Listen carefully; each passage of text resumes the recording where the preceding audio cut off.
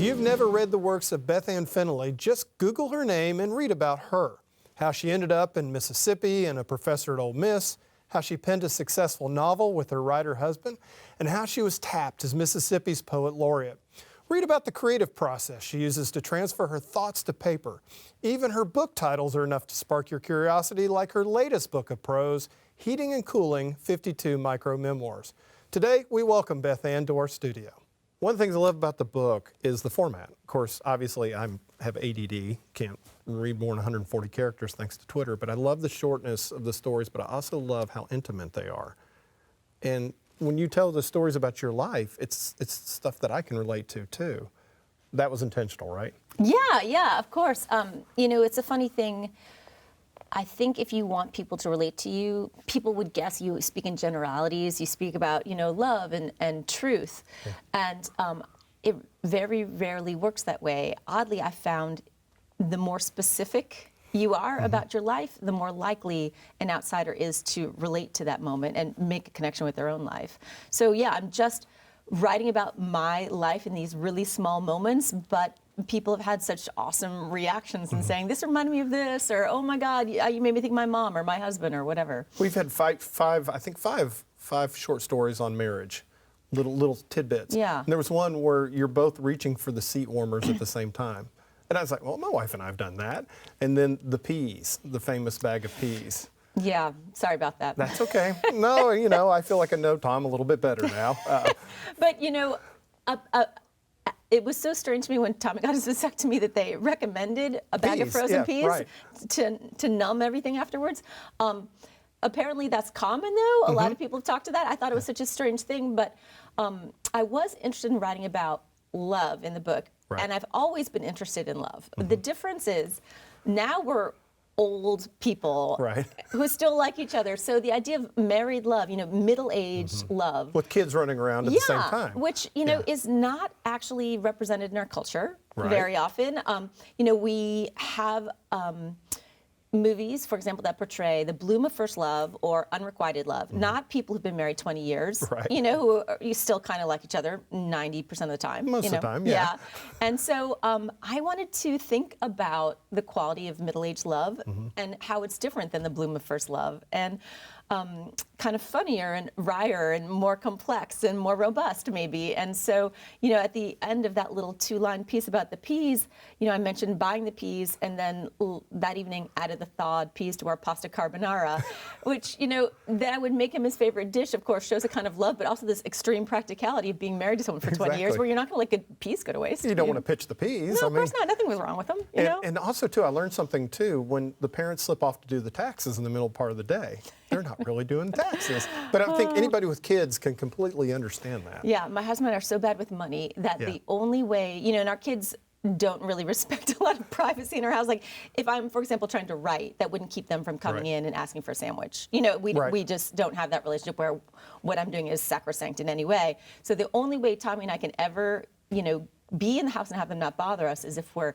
doing our taxes, because they know that that's very stressful for us. And so if we're doing our taxes, it's serious and they shouldn't come in. You talk about some very personal and very painful moments in your life. And the way you structure it through the book is you give a little short story that gives you a glimpse, but you don't really know what's going on. And then the next story gives you a little bit more of an indication. One of them is your mom's cancer. Yeah. So the book doesn't necessarily have an arc, so they're not fragments that they build and each one needs the other one to make sense, but they do try to function, as you said. One would introduce something and another would come back to another moment of it and give kind of like another coloration or shade of it, and then maybe come back to it later and tell some other part of the story. So one of the, you know, kind of heavier lines that's going through the book is my mom's breast cancer and me trying to help her with it and think through the ramifications of mortality, really. Yeah, definitely. And of course, then the loss of your sister too. That you know, I could feel your pain just from reading the stories on that. Yeah. So when I've done readings for the book, I often read some of the funny ones because it's so fun to hear people laugh. Yeah. And I believe that we sometimes keep humor from our writing. Not you, you bring it in, but I think sometimes we want to seem serious, and to seem serious, you better, you know, play serious. But life has so many funny moments. Right. You know, motherhood is funny. You know, walking around is funny. Listening to people is funny. People are funny. So I wanted to bring a lot of the humor in, but there's the ballast of these kind of sad moments that goes through the book, because I wanted the book to represent the shape of the human heart, which has all these tones. Yeah, the story about the fox, for instance. Yeah. Wow. I was like, whew. You're right about humor, though, and I think what works so well with the humor in the book is, like you said, you are touching on everyday normal events. You're not intentionally trying to tell jokes. Right. And that's what makes it 10 times funnier. And I learned how to take a very fancy carpet and how to clean it now, thanks to you. Well, you know, you're welcome. Yeah. How long did you just sit down and write a story every once in a while, or how did this work? Do you just sit down and knock it out in a week? Yeah, or? you know, it was kind of a funny process in that it was accidental. So what happened was, before this book, Tommy and I wrote a novel together, The Tilted World. We co-authored this big novel about the flood of the Mississippi River in 1927. Right. And it took us 4 years together to write it. And you're still married. And we're still married. Yeah, I know. That's Happy impressive. about that. That's like taking out wallpaper. I mean, that's tough. Hey, man, we set up an IKEA crib in our driveway, and we're still married. What? Yes. No, we did now it. you're bragging. You're right. I'm You're sorry. bragging, Can you yeah. edit that part out? Yeah, okay. Yeah. So we did write this novel together, but it was a pretty high stake procedure. Yes. You know, if you spend 4 years on a project with your husband and it fails, That's true. that's not going to be great. No. Luckily, the book did not fail. It was great. You know, Yeah. it came out. We did a big fun book tour. Got a lot of love. So after that, I thought, oh well, I'll write another novel. That's what I want to do. But I kept not writing. So these days and then weeks and then months were going by when I was not writing. Right. And I kept saying to Tommy, I don't know what's wrong with me. I'm not writing. So I would go to my notebook and I would just write down some funny little memory or some quirky thought or something I had overheard. And I kept waiting for the pieces to add up to something. And then one day, you know, I woke up and I went over to my notebook and I thought, oh, I'm so excited to not write. And I recognized the feeling of writing before I recognized the product, which is to say I had the feeling of when the writing's going well, that excitement, anticipation, can't wait to get back to the notebook. And I sat down and started paging through and I thought, you know, what if I stop waiting for these to add up to something? What if they are something, just really small somethings? You know, these moments with the white space around them, so you can focus in and see all the like oddness and mystery of the human experience. And once I realized that, I thought of the term micro-memoirs, and it kind of helped me conceive of my project. And then I thought, wow, you know, I'm writing a book of these. When you were at Notre Dame, you probably had no iota that you would ever end up in Mississippi. No. But I think you called it in one of the short stories, very short, maybe 1 or 2 sentences. You said that you, at one point at Notre Dame, exchanged your rosary beads for Mardi Gras beads. Yeah, returning from spring break, junior year at Notre Dame, swapped the rosary on my bedpost for Mardi Gras beads. See, that should have been a sign right there. Yeah, you're right. That should have been a sign. How did you end up here? Well, in 2001, my husband was offered the John and Renee Grisham Writer-in-Residence at the University of Mississippi. So we were living in Illinois. I'm originally from Chicago, and we came down. We were just supposed to stay for a year. I had my first little baby. She was less than 2 months old, and we came down to Mississippi, and we just loved it, and I didn't want to leave. But at the end of the year, we were supposed to go back, but I didn't want to. Yeah. So I got a visiting assistant professor job, and later I was able to make it not a visiting job. Right. And now we are permanent Mississippians in the best way, to the point where we have bought 5 plots in the cemetery. Well, you've made the investment, definitely. You're like I say, you're grounded here in Mississippi. Yes, to say we the- are. But I mean, you talk about the teaching. Liberal Arts Outstanding Teacher of the Year, 2011 University of Mississippi Humanities Teaching Award. That's pretty impressive. I know, I'm so you so must honored. be connecting pretty well with students. You know, I just love my job. I Yeah. mean, I think I have the greatest job. I really like being in the classroom. I like working with these young voices. And Mississippi has such a great literary tradition, and so many of these kids come with an understanding of the story. Yeah. You know, they've heard stories in their family around the dinner table. They understand the narrative, and it's such a joy, you know, to teach them. It's such a great thing. You and I both, I mean, I'm not from here either, but I've been here 20 years. But I can't imagine doing what I do anywhere else. Yeah. And you've got to feel the same way because it's like Mississippi is just such a rich treasure of stories. Right. I can't imagine any place else would be a step down. Yeah. You know, I mean, and living in Oxford with Square Books, like Yeah. best bookstore in the country. Oh, yeah. You know, and where I lived in Illinois, I was teaching at a little liberal arts college. The nearest bookstore was 45 minutes away, and that was a chain bookstore. And Oh, the nearest wow. independent was an hour and a half. Wow. And now I walk to Square Books. Yeah. You know. Yeah, and on top of that, I mean, so many incredible writers come through town or Yeah. live in town. I mean, you can go to lunch and, say, oh, yeah, there's a Pulitzer winner. You know, I mean, it's just amazing. And just all the great work that's coming out of Mississippi. Yeah. You know, I mean, Kiese Lehman and Jessamine Ward, some of my colleagues at the University of Mississippi are doing amazing work. That's the thing. I mean, I always heard you're the sum of your 5 closest friends.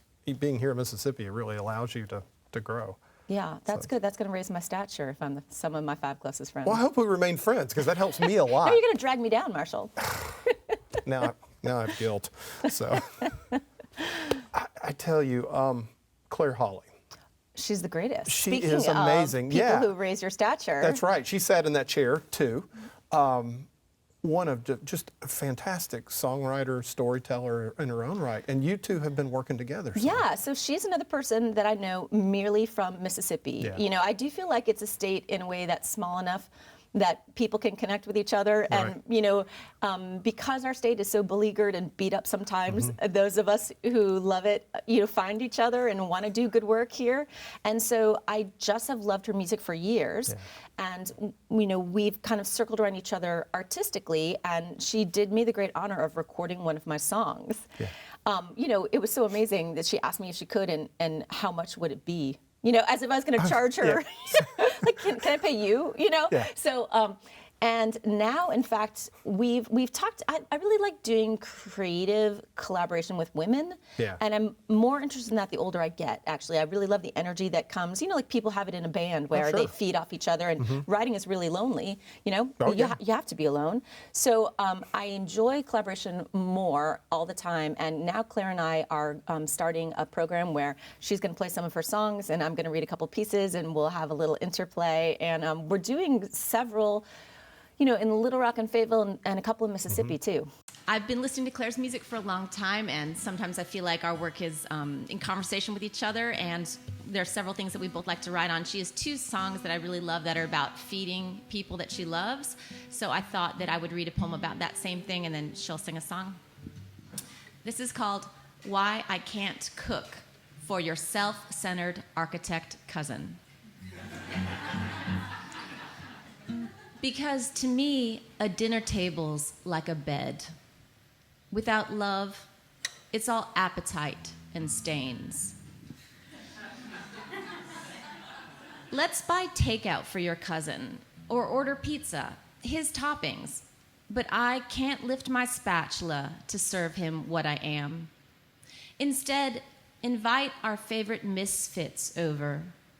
I'll feed Shaggy Otis, who, after filet mignon, raised his plate and sipped Merlot sauce with such pleasure my ego pardoned his manners. Or I'll call Mimi, the chubby librarian who paused over tiramisu, I haven't felt so loved since, then cried into its curls of chocolate. Or Randolph might stop by, who once, celebrating his breakup with the vegetarian, so packed the purse of his wiry body with steak, he unbuttoned his jeans and spent the evening couched, waiting for the swelling to go down. Or maybe I'll just cook for us. I'll crush pine nuts unhinged from the cone's prickly shingles. I'll whittle the Parmesan, and if I grate a knuckle, it's just more of me in my cooking. I'll disrobe garlic cloves of their rosy sheaths, thresh the basil till moist, and liberate the oil. Then I'll dance that green joy through the fettuccine, a tumbling, leggy dish we'll imitate after dessert. If my embrace detects the 5 pounds you gain each year, you will merely seem a generous portion. And if you bring my hand to your lips and smell the garlic that lingers, that scents the sweat you lick from the hollows of my clavicles, you're tasting the reason I can't cook for your cousin. My saucy, my strongly seasoned love.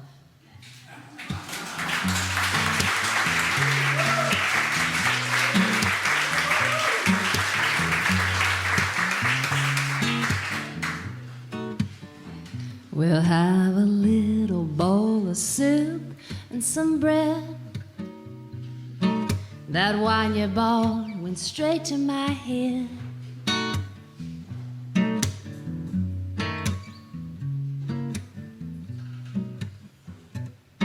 Feels good, my love, to wind down with you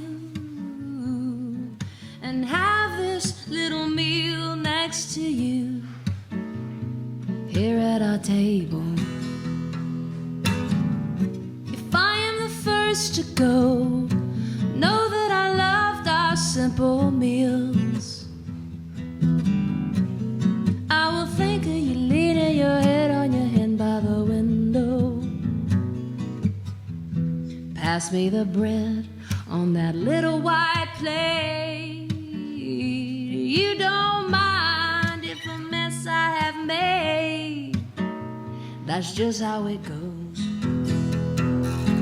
There is nowhere that I would rather be. You're the one that I want to see when I'm sinking low. If I am the first to go, know that I loved our simple meals. I will think of you leaning your head on your hand by the window.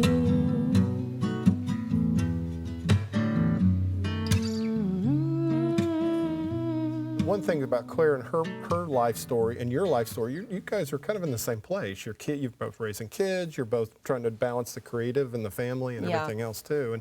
And that really makes it even better. Yeah, there's a lot of affinities in our work, even though she's in music and I'm in writing. When I hear her play and listen to her lyrics, it makes me want to write. Why don't you read us a story or two from the book? That would be wonderful. Sure. Do you have a request, or you want me to pick one? I just pick one. Okay. I mean, I would have you read what was supposed to be on page 50, but I'm not going to have you read that one. I can't read that one on public television. No, not on public television. We'd have to You'll bleep lose you your out. funders. Or get more. You know? But not the right kind. That's true. Oh, man. Maybe I'll just start by reading the first one in the book, because we were talking about writing about middle-aged love. Yes. And the married love sequence that runs throughout the book. And this is the first one. That's called Married Love. In every book my husband's written, a character named Colin suffers a horrible death. This is because my boyfriend, before I met my husband, was named Colin. Nice. In addition to being named Colin, he was Scottish and an architect. So you understand my husband's feelings of inadequacy. My husband cannot build a tall building of many stories. He can only build a story and then push Colin out of it. Nice. Thank you. So it's kind of almost a version of South Park. He kills Kenny in every episode. Kills Colin. Perhaps. But of course, Tom Franklin, a fantastic author as well. So now I want to go back and read everything Tom's ever written, just to see Colin, how he bites it every time. Yeah, it's pretty fun. And the really funny thing that I didn't even get in this is that when we did The Tilted World together, the novel that we wrote together, we divided up who's going to write what. And just bizarrely, I ended up killing Colin. Did you really? I did, yeah. Oh, kind of on Tommy's behalf, but I wrote the scene in which Colin met his demise. Was it kind of therapeutic in a way? See, that's the nice thing about being creative is we've got that power, and we don't have to go to jail. It's a sad, small power, though, really. Yeah, but we're not in parchment. That's what's even better. That's true. When you're writing with Tom, though, when you did that novel together, and I've always wondered, because you basically, there'd be chapter, you'd do this chapter, he'd do that chapter. How did you keep the tone of the book the same all the way through? Yeah, some of our writing friends have said the nicest compliment, like I couldn't tell where one stopped and the other's voice began. And I think it's because we were together so long before we started to write together. You know, all these years I've been his first reader or he's been my first reader, and we read the same books. We don't mean to, but I'll be like, oh, this new Richard Ford book is so good, you have to read this, and vice versa. And so we've loved the same things and now have the same, you know, library in our heart. You're right. And so when it came time to write together, there wasn't a discrepancy in our voices or, you know, tonal inflections that were jarring, and that was interesting. Y'all never get competitive, do you? No, I have to say. That's impressive. It really is. And he's right now, while we're here, he's got the kids. I know. I got a good one. The guy's got a halo. Yes, a well-earned halo. He's put up with me for 20 years. Yeah, just as long as the air conditioning doesn't break down, right? Yeah. Now tell that story, because that's in the book. Yeah, well, it's just a crazy story where Tommy was out of town and the air conditioning broke down, and I called the repairman to come over and fix it. And he said that he had put in the attic in such a way that the roof has to come down in order to fix it. Okay, they have to take the roof down to be able to. Yeah, they have to. Okay. Yeah. So, and then I just end up riffing sort of on my powerlessness in the situation because I don't know if that's true because I don't understand anything about mechanics or technology. And that I fake it because it's embarrassing to me to know so little about how my life works. And then I end up going into this long meditation on the things I do know about, like baking cookies and making babies. So then I end up going into this memory of when one of my college roommates was auditioning for the show Who Wants to Be a Millionaire. And she was telling us later, and she's a high school biology teacher, said, you know, part of me was relieved I didn't make it to the very final stage because if I had gotten a really boring and basic answer wrong, they would have, my students would have thought I wasn't so bright.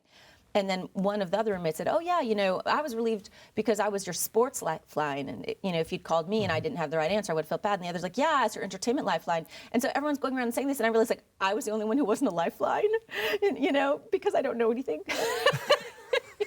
About all these different areas that everyone else knows. You know, I just know poetry, cookies, and babies. So it's just a kind of crazy piece that comes out of just an everyday, ordinary situation, your AC going out. How have you enjoyed being Poet Laureate? Oh, Marshall, it's been great. You know? What are some of the things you're getting to do? Yeah, so I just feel like it's such an honor that the state I've chosen has chosen me back. I think probably one of the reasons why I got it is because the work I've done in this state tends to be about getting poetry in front of people, especially children. I really believe that if we can get poetry in front of people's eyes before they've been taught not to like it, that they can find in it that vitamin. What age is that? You know, I'll go to any school I can. Okay. You know, I do it all. I mean, I've done poetry workshops for kindergartners, and they can't even write yet. Yeah. You know what I mean? And I'm writing it on the board, but I'm getting these like awesome creative answers from them, like unfiltered, crazy, wild brains of a 5-year-old. You know, so I'm going to a lot of schools, and I'm trying to visit one school in every one of Mississippi's 52 counties. And I'm really involved in Poetry Out Loud, which is the National High School Recitation Contest. And I've been involved in that on many different levels, from coaching kids with a recitation to being a judge. And then I just like to do readings and, you know, present my own work as well. I was going to ask you about that, doing the readings, because, I mean, you and I are both in kind of a similar situation. I draw cartoons in a little room, and I get no reaction from the cartoons, unless somebody writes, you know, hate mail.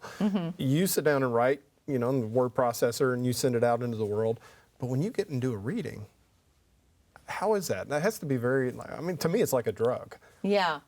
What's interesting is how different the various cycles of having a book come out are. Right. So Heating and Cooling came out a week ago yesterday. It's been in the world, you know, 8 days. Yeah. So for so long, it was just me in my quiet little room. Right. Writing these pieces, revising these pieces, revising it in this quiet vacuum. And then there's the part leading up to the book's publication, which is still, you know, emailing and, you know, revising some more and thinking through copy edits. And then the book comes out, and then you go into this part that has nothing to do with the earlier part, where you're traveling and driving and giving readings and meeting people who have sometimes awesome things to say to you, or they want to give you a gift, or they want to give you a hug, you know? And it's really social. It's almost manic. It's almost a little overwhelming, but awesome, you know? But it's so strange that the same person, like the only way you get to write the book is by all those hours alone in the chair. But the only way the book gets to people is you going out and giving readings, and, you know, and it's sort of what a bizarre skill set. Would you like to finish with a really short story? Sure. Something? Yeah. So, well, you have a whole book of them. That's the good news. Yeah, I know. I come from a long line of modest achievers. I am fond of recalling how my mother is fond of recalling how my great-grandfather was the very first person to walk across the Brooklyn Bridge on the second day. That is awesome. Your website so people can find out more. Oh, yeah, which is going to have the dates that Claire, Holly, and I are doing our collaborative performance. That's important. Yeah, so please, I wish people would come out. We'll be doing some things in Jackson, I hope. It's www.bethandfennelly.com. That's easy enough to remember. Yeah, I hope so. Well, Beth Ann, I got to tell you, once again, this book is wonderful. And I hope Thank it you. sells millions and millions. Now, you're working on your next book right now, right? Well, you've I got all this am. time on your hands. Yeah, Well, anyway, thank you so much. thank you.